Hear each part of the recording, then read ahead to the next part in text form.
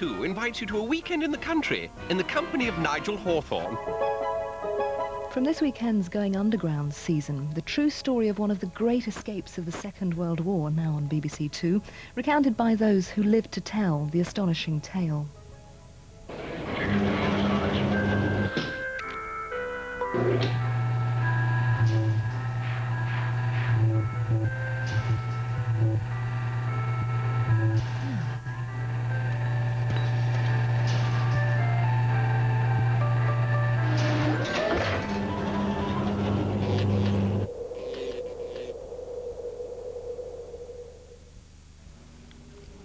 To all prisoners of war, the escape from prison camps is no longer a sport.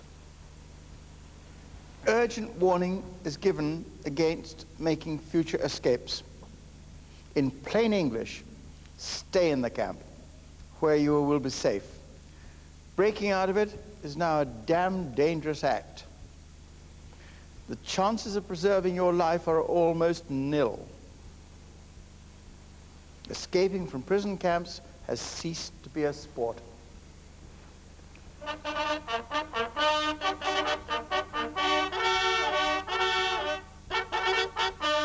This is the true story of Operation Escape 200, better known as the Great Escape.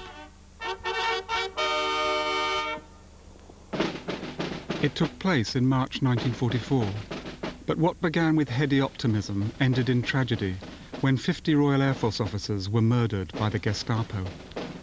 Birkeland, Rettel, Bull, Bushel. The deaths marked a turning point in German attitudes towards Allied prisoners of war.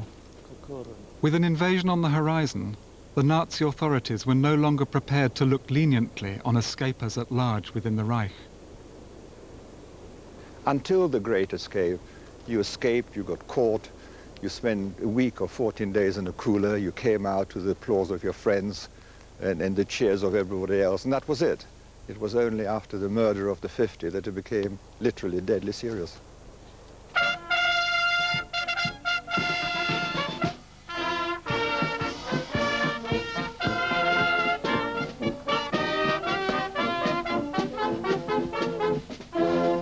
The Great Escape took place through a tunnel dug out of Stalag Luft 3, one of a complex of prison camps near the German town of Sargen. We are now in something that used to be Germany before the war, Silesia, which was taken over by the Poles in 1945, and all the Germans were thrown out westwards, and Sargan is now called Żagań.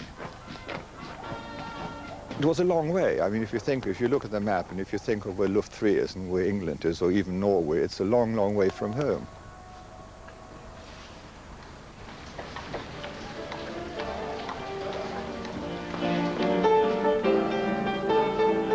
"50 years after the breakout, ex-Royal Air Force prisoners of war Andrew Wiseman, Sidney Dowse and Ken Rees returned to Sargan to relive the story of the escape and pay their respects to the dead.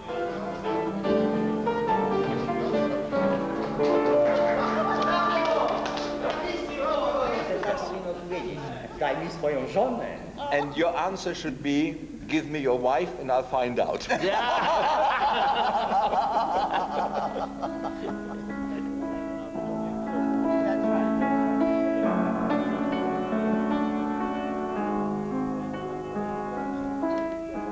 Well, this is a book that I'm think the absolute world of, actually. We used to ask people to do little things for us. A drawing or a poem or a cartoon. That's me, unfortunately. I had a moustache in those days. That is Johnny Bull, actually, who was in my room, a great character, one of the leading diggers in the tunnel, and he was one of the 50, unfortunately, who was shot. And that shook me more than anything else when he was murdered, actually. A toast to the 50 officers. And maybe drink to our absent friends. Absent friends. Za tych 50, których zamordowani byli.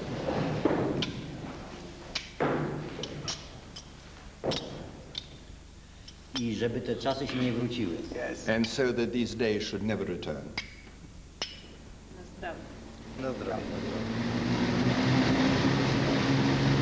The journey to captivity for most RAF prisoners of war began from a runway somewhere in England.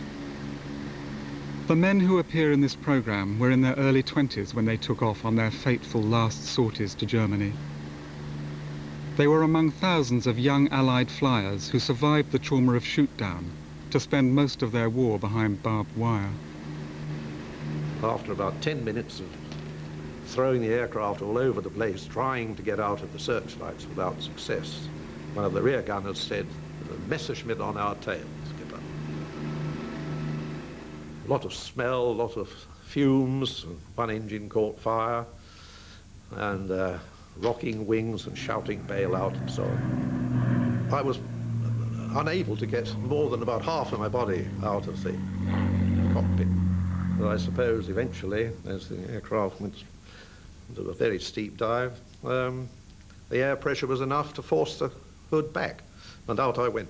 There was an almighty thump which nearly tore me apart, and then I was just floating in the stillness above the dark Dutch landscape. And I could see two rivers shining in the moonlight down below. As I came down into a field with some trees around, I realized that there was movement beneath me. I felt rather like a disembodied spirit. I wasn't quite sure whether I was alive or dead. Suddenly grounded, a very sharp transition. In 1941, Hermann Goering, head of the Luftwaffe, ordered the construction of a new prison camp to house the increasing numbers of Allied flyers being shot down over occupied Europe. The camp was to be relatively comfortable, reflecting Goering's ambivalent respect for the RAF. But it was also to be secure, a requirement that overlooked the fact that the camp was situated on sand.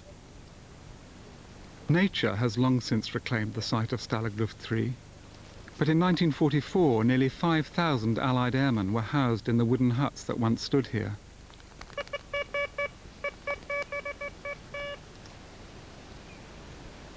For the last 10 years, Jerzy von Charuk, curator of the Museum of Martyrology at Żagań, has been unearthing the traces of those that endured life in the camp.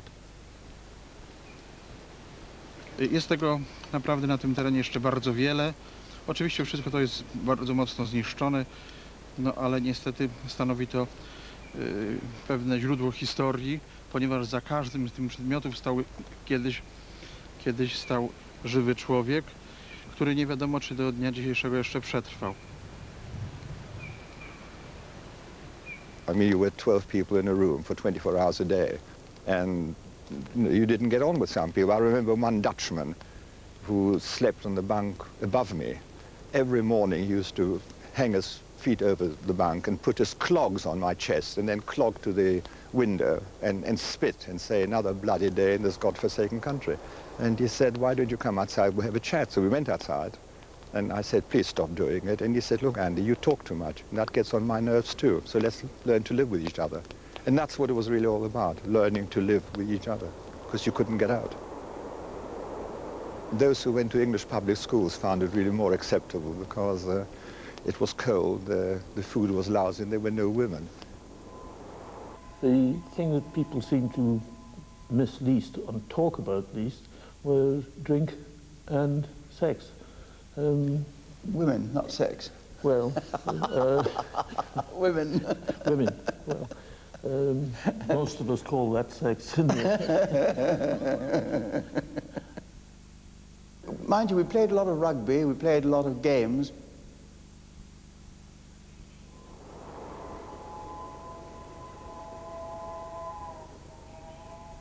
That was a cookhouse, wasn't it? That's right.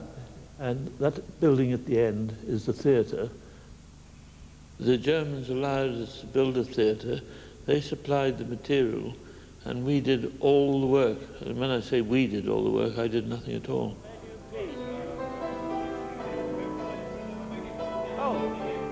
The keen, arty people all got together and they built this.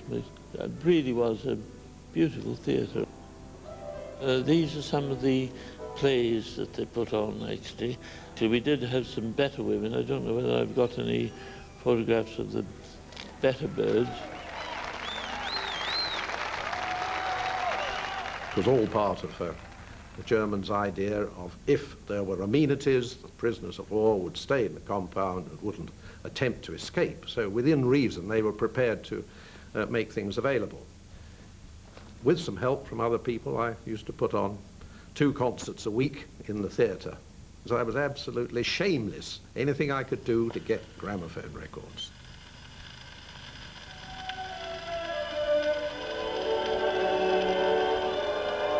Eventually, we had something like 3,500 gramophone records. We had sets of all the major works, all the concertos, nearly all the symphonies and so on. For me, it was an enormous help to surviving in a prison camp. In fact, without the music, my life would have been very different. And I think, hopefully, that for a lot of other people as well, the ability to lose yourself in music was a major asset.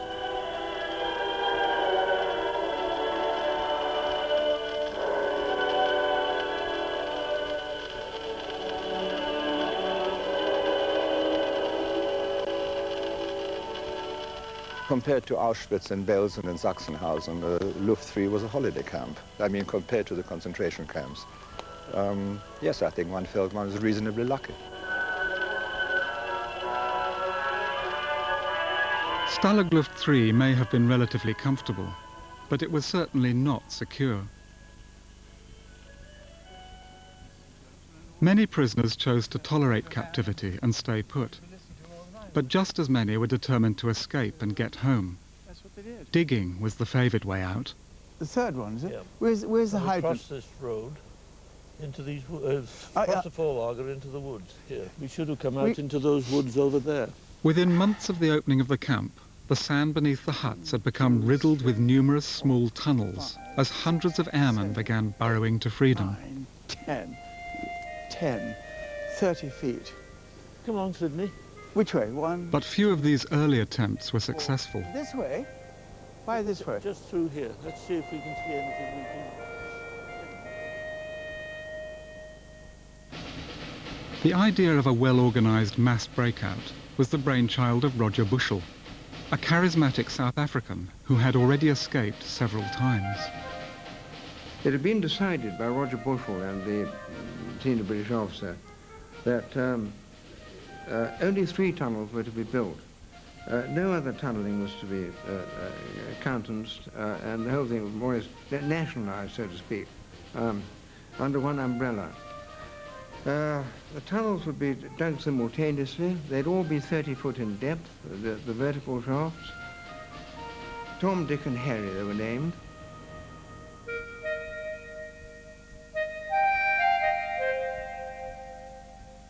Only 3 tunnels were to be built.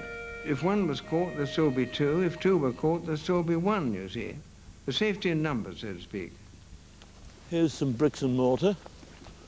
Work commenced on all 3 tunnels simultaneously in the summer of 1943. Tom progressed most quickly, but in spite of all the precautions, it was found by the Germans in October. Now, what was this supposed to be? To give the impression that there were no more tunnels, Bushell now ordered a temporary halt to work on Dick and Harry. Would this be a hut? This would be 104. That's where the entrance would be. In January 1944, work restarted. But this time, all resources were channeled into the completion of one tunnel, Harry, which went from beneath Hut 104. You don't feel like starting to dig now, do you?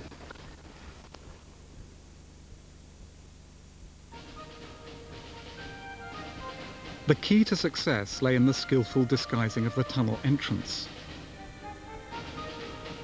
The trapdoor to Harry was concealed beneath the tiled base of the stove.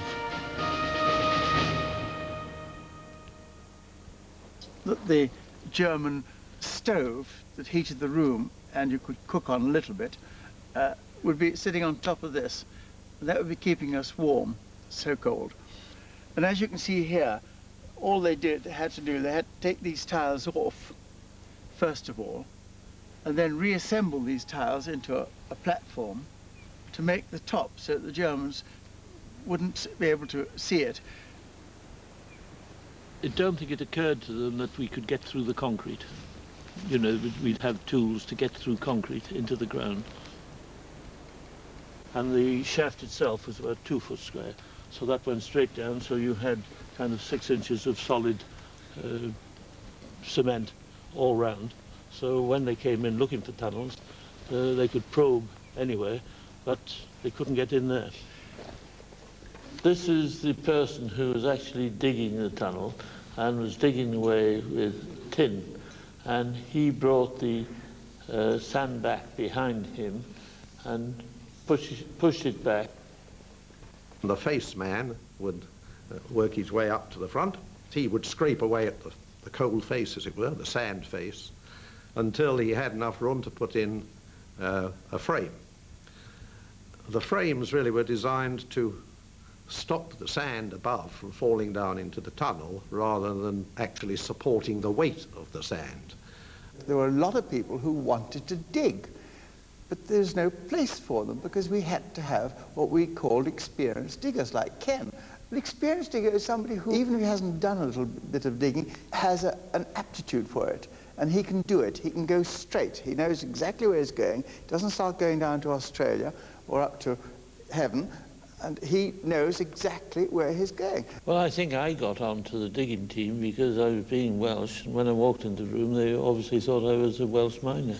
But despite all this straight, of course, the tunnel was not dead straight. No. Or dead level. So it went down a bit and it went up, and you could tell that when you were pulling the trolleys back.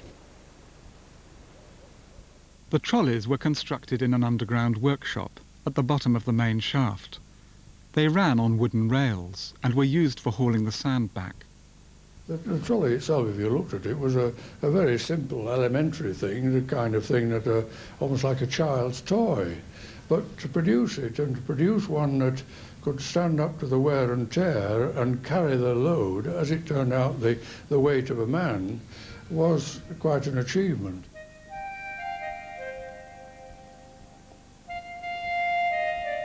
Escaping activity was an occupational therapy that had some objective at the end.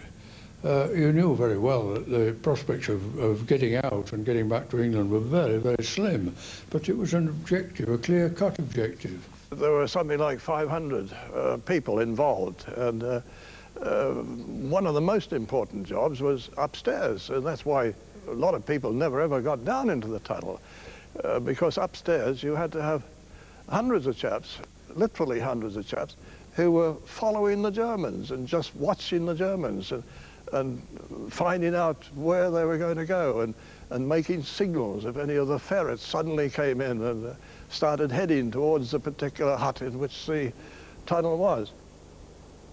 There were certain prisoners who were all fluent German speakers who were allocated certain German guards, and they worked on these things over months and so on, and got into their confidence, and actually in some cases got these guards almost completely in their control, so that they, by bribery and threats and all sorts of things, they managed to get things like files and drills and even cameras, because you see, in order to produce these forged documents, there had to be photographs on these things, and so there was a camera and a photographic studio. That was all part of the escape organization.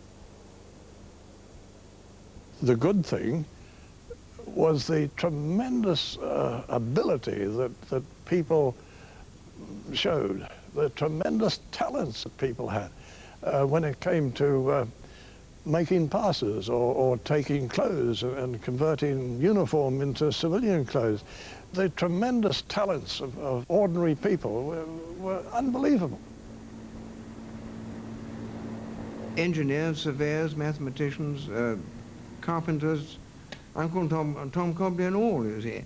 And so this, you know, it wasn't very difficult to get somebody who knew about making an air pump or making a wheel, or, you know,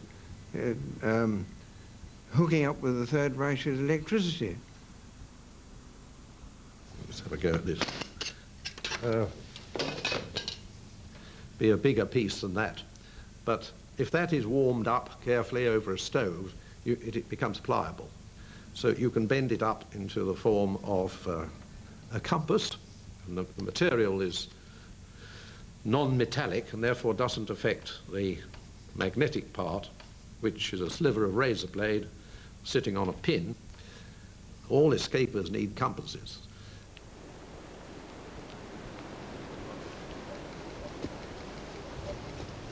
You see, there's your sand immediately under this. This is the only bit of solid earth we had.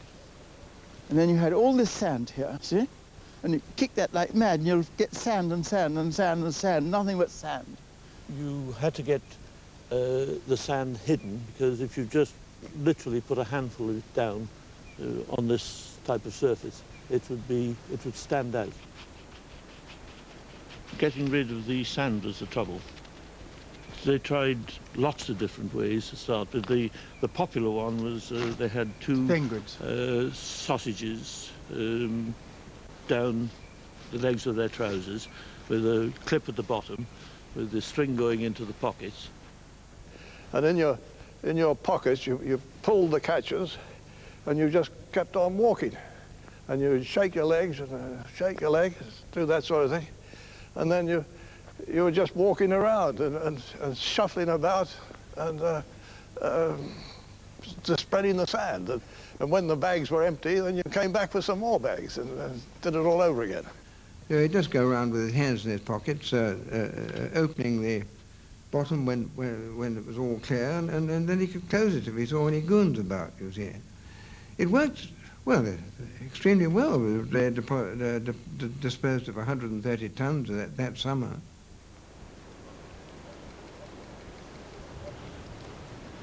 This is the theatre. Yes, this looks like it. It had bricks right down to the ground. It was the one place that the Germans couldn't crawl under.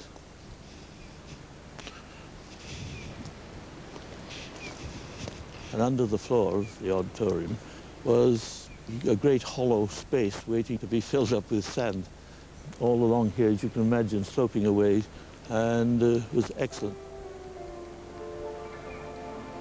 The biggest distance they dug was 14 feet in one day. And that filled 98 kit bags, 4.5 tons, and that was all dispersed down the theatre that evening. This helped us a great deal. We were able to get through far more digging and get rid of more sand than we'd ever been able to do before. Yes, goodness. It brings back memories. There's no problem tunneling. The problem was shoring it up. And allied to that was getting the wood, enough wood to do so. Mainly came from bedboards.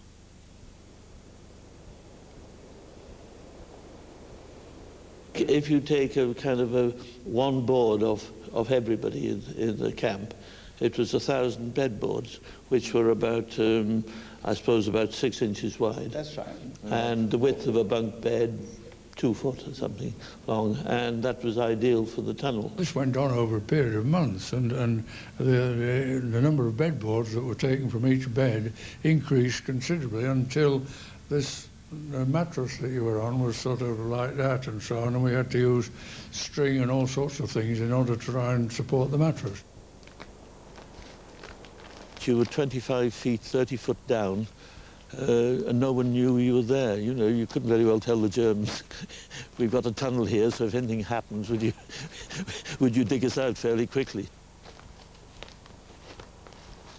We did have falls at the digging end. The digger, he'd dig a few feet forward, and then it would collapse above him, and his number 2 would pull him as hard as he could out and get him out of it. But that was a bit frightening if you got covered in sand. The Germans, in fact, had records of constant noises from their microphone system, which they put down to other causes than tunnelling. It seemed ludicrous that they should put microphones down to about 16 feet. And then disbelieve them. And there were 30-foot tunnels underneath with, obviously, there was some noise, thumps here, there, and chuff, chuff, chuff, this sort of thing. How it came through, we don't know, because we were at the other end of it. As far as noise is concerned, it was quite a good thing to have the gramophone going, which would fairly loud, or very loud, which would drown all the working that was going on.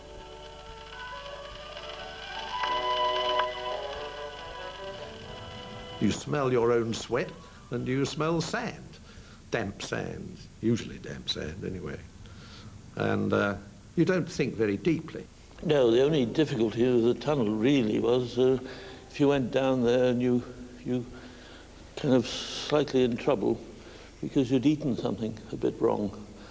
And when you were shut down in the tunnel, this was a bit difficult because you couldn't do much about it. And you'd kind of say to somebody, I must go. And they said, you get down that end, you know, and the other one said, you get back that end. And so you had to dig a little hole in the sand. But with the deep tunnels, there was need, of course, for ventilation. And this basic idea of an air pump was developed before I was a prisoner, with this idea of a kit bag that could be filled with air and then collapsed and used as a pump, and supplied fresh air at the working face.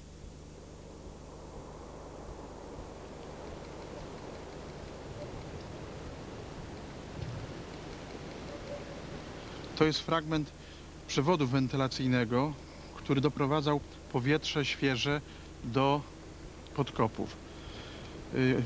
Wykonane to było z puszek po konserwach, wykonane w ten sposób, że były wykonane cylindrycznie, że można było jedną umieszczać w drugiej i wtedy po prostu tworzyło to w jakiś sposób taką bardzo szczelną instalację wentylacyjną.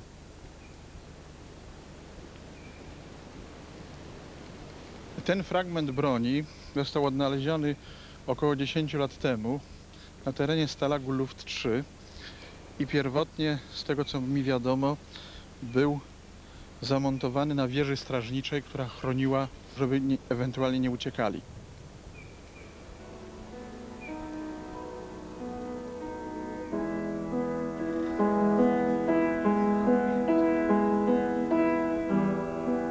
Operation Escape 200 was a brilliant, brilliant idea of Roger Bushell, and Roger Bushell alone, who decided the only way we could make a war effort against the Germans was to make sure that the Germans were disrupted as much as we could disrupt them.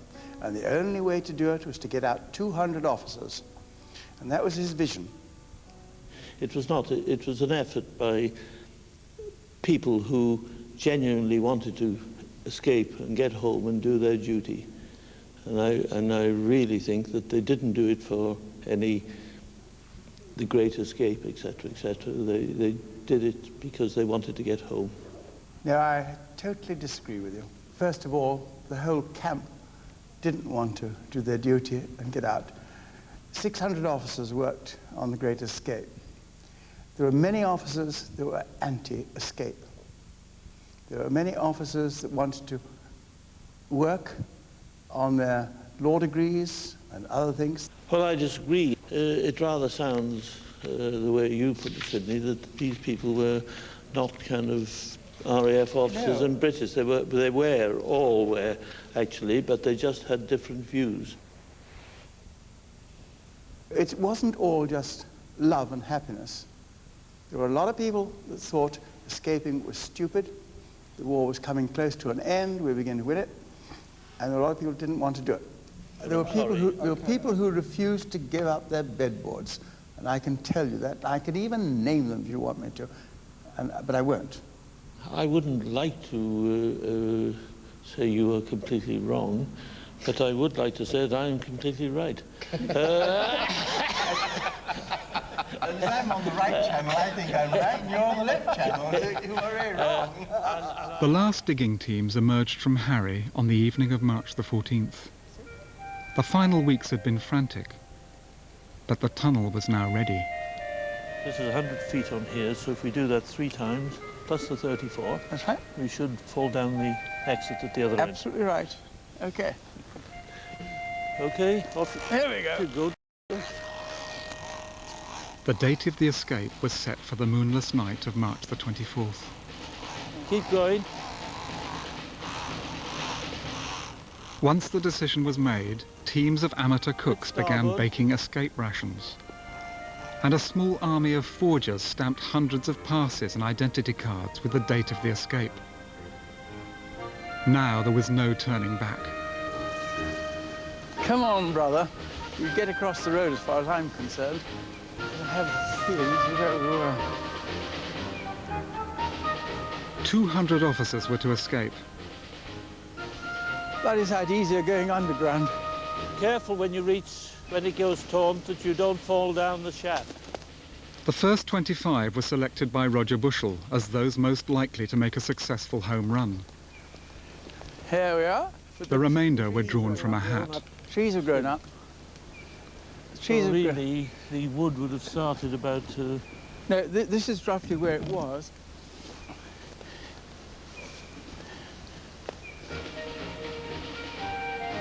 The tunnel was 330 feet long and was designed to surface in the seclusion of the forest beyond the wire. The railway, used for hauling back the sand, was now at the disposal of the escapers. Electric lights were installed the whole length to help those who'd never been down the tunnel before. Towards dusk on March the 24th, the 200 men converged silently on Hut 104. They emptied Hut 104 of the occupants who were not mixed up with the escape, and we all went in just before it got dark because they locked you in the huts after dark. So there were about 200 of us all there. Quite amazing really, because there were a couple of German soldiers wandering around in uniform, you know. It was quite frightening really. What, not real German soldiers? No, just going out in uniform. Bob was a Swede. He had Swedish papers, and I had Romanian papers. We seemed an unlikely pair. I was wearing my old RAF tunic with all the braid, of course, taken off, civilian buttons sewn on. My jacket and trousers, they were service ones, and to make them look a bit non-service, I'd boiled them in a bucket of water with bindings from books, black books in, and that gave them a kind of a dirty, mottled, horrible-looking black. But I had the inner linings of some flying boots, sheepskin, and I made these into a hat. So it was sort of a Cossacky style hat. And a pair of old tropical trousers, and which I dirtied as much as I could to try and make myself look like a Yugoslav workman. And that was, oh, I had a compass and a map, and that was about it. I don't think anybody was terrified, or anything like terrified. We were a bit apprehensive, but no, one was very keen to go because it looked as though it was at last going to work.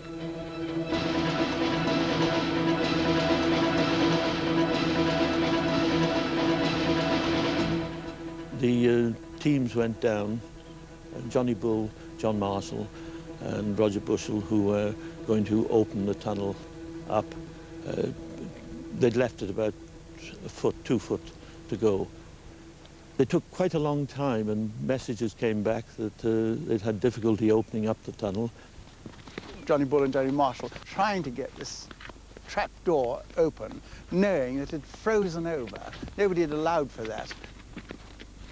Once Johnny did open it, he was the one put his head out and saw, my God, we're 30 yards short, 30 feet short. So, well, I'll tell you how short we were. We're from here to that tree. We were supposed to be right in the forest, and we weren't. So, so what the hell do we do now? Johnny shot down to the bottom of the shaft and said, what the hell do we do, Roger?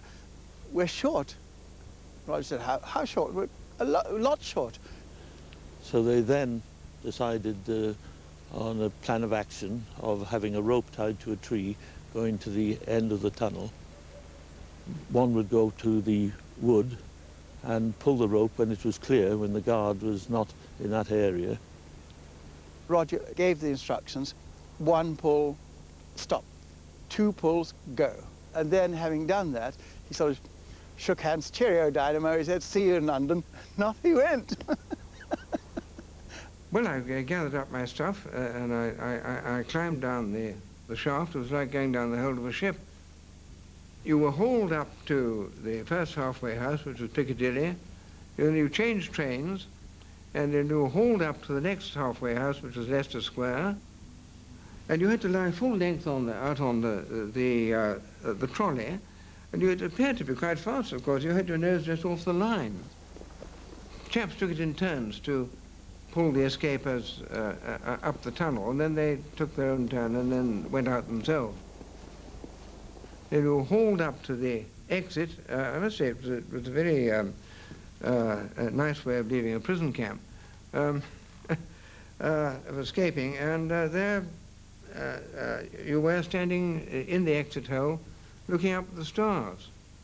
The tunnel that night was electrically lit, so that the chaps could get through quite easily, really. But there was an air raid on Berlin, and all the electricity went off, and so we were in the dark. And we then had to start lighting the lamps that we used to dig with. This, once again, slowed things down.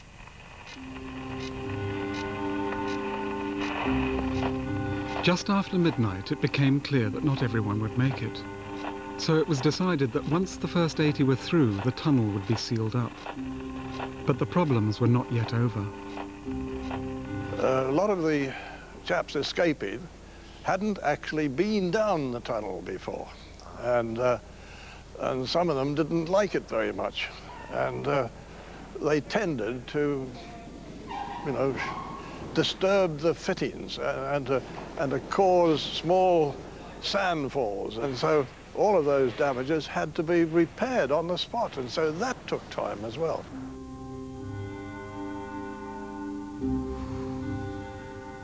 Four and a half hours, I think, because it was about 1 o'clock before I actually got out of the tunnel. I should have got out much earlier, and so I pulled a few extra people up, and then suddenly old Wings Day's rugged face appeared and said, Sidney, what the bloody hell are you doing here? You've missed your train. You're not supposed to be sitting here. And I said, well, my relief didn't turn up. He said, well, he's down at Piccadilly. He said, never mind, out you go. I'll take over from you. So old Wings took over from me and gave me a kick up the backside to get up the old ladder. And so up the ladder I went and looked out, put my head out left and right, and then saw this great expanse of white snow. Then suddenly you realize you've got to get over into the forest, so you slither on your belly as fast as you can. It's the biggest speed you can possibly get to get to the forest. And once you get into the forest, then you shake all the snow off you, and Johnny, who was there, says, go, out you go.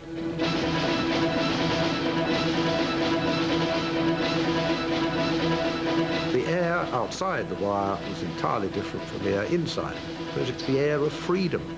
You were outside the wire. This is a most marvelous feeling. When you get outside, you see that wire and you see the huts there, and you thank God we've made it. My turn came to go out, and we'd received a message to say they were closing the tunnel down after we had got out. And at that moment, the guard decided to go and spend a penny and walk straight across the entrance of the tunnel.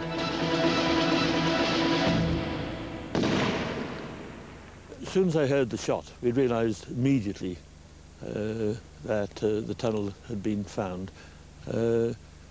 I shot backwards up the tunnel as fast as I could back to Leicester Square.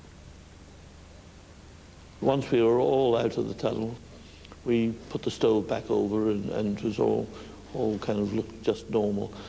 and then wander around the room. And people were burning their money because they didn't want the Germans to kind of have it back. And we were all eating our chocolate bars, everything. We thought we're not going to lose these type of thing, you know? So they were practically making themselves sick.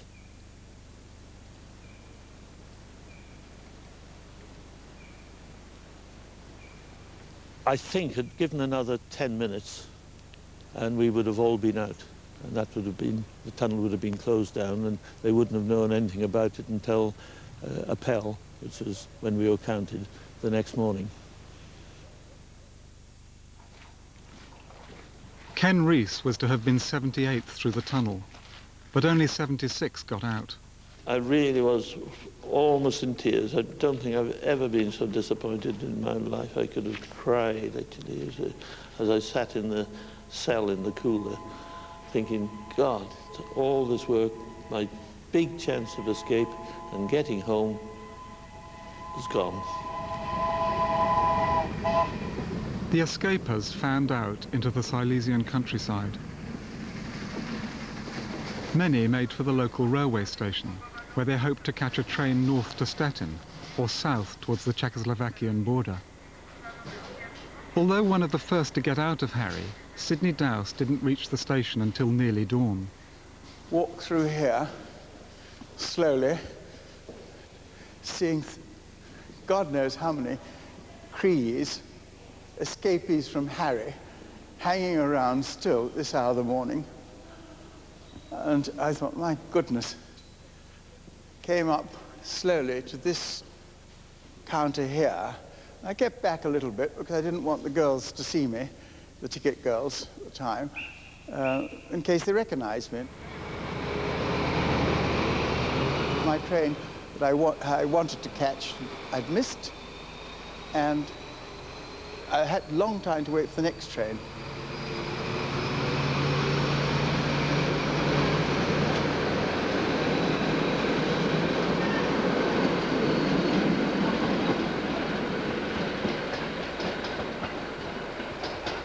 So then we walked out and went back into the woods, bypassed Sargon, made for the railway lines. And then it poured. The rain came down then on top of all this. So everything was slush, absolutely torrential.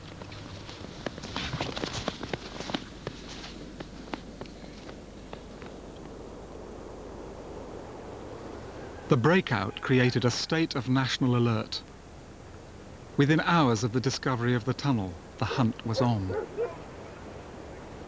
The bridges were all guarded by Hitlerjugend and everybody else. There were thousands of Germans were mobilized on this search. And so we were having to ford flooded streams, and we were getting very wet and so on, and then freezing conditions at night. So after 2 or 3 days in the woods, we were suffering very badly from exposure. The bad weather reduced further the already slim chances of getting home. Within days, most of the escapers were recaptured. Many were taken to the local Gestapo headquarters. When Hitler was told of the escape, he flew into a rage. 50 officers were selected for immediate execution. They were driven in 2s and 3s into the Silesian countryside and shot in the back of the head. We thought, there, but for the grace of God, go we, without any question, because we no idea of the method of selection. We'd all been in these cells in the Gestapo jail together, and out of every 3, 2 had been killed and 1 survived, so we were undoubtedly very lucky.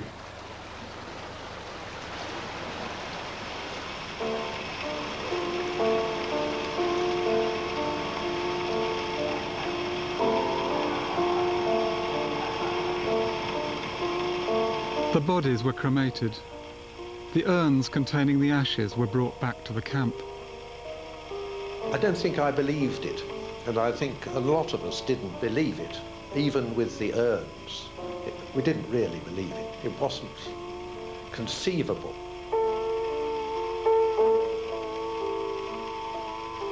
It was disbelief, it was anger, it was fury, it was the determination that it wouldn't stop future escapes.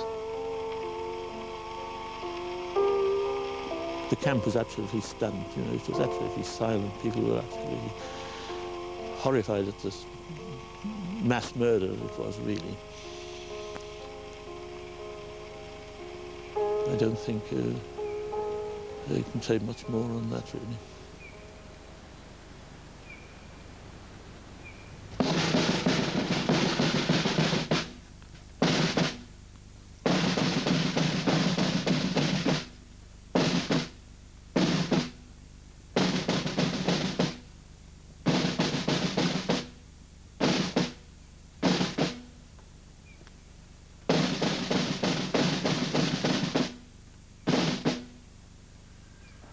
Ładuj! Salvo! Pal! Ładuj! Salvo! Pal! Ładuj! Salvo! Pal!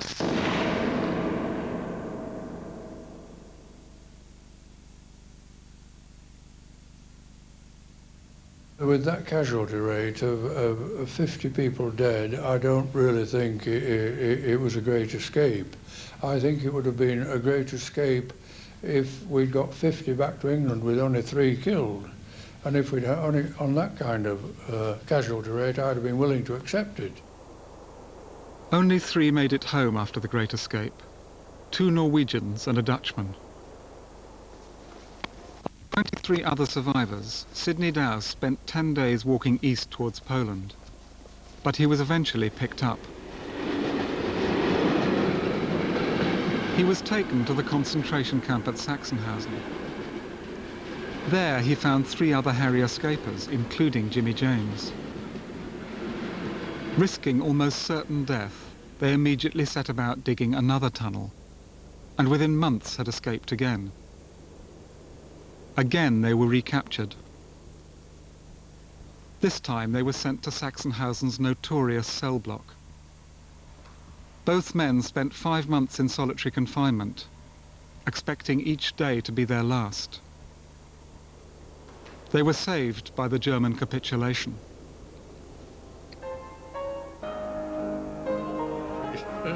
Dick Churchill and Bob Nelson ended their war back in Stalag Luft 3.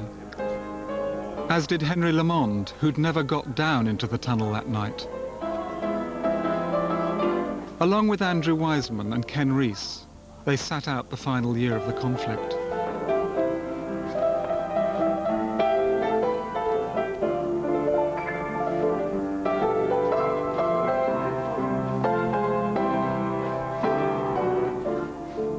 I think the world at large should remember Auschwitz and Belsen much more than the 50. Those of us who were in Luft 3 should remember the 52.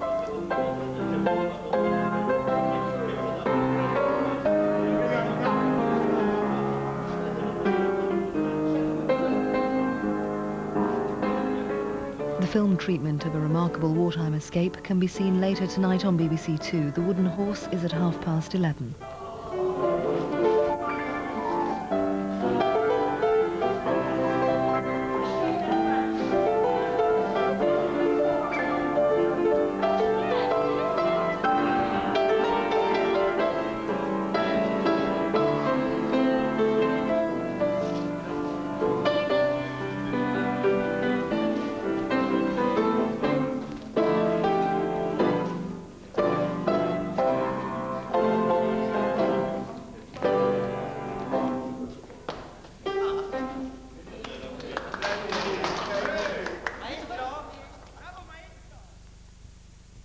Set of the schedule.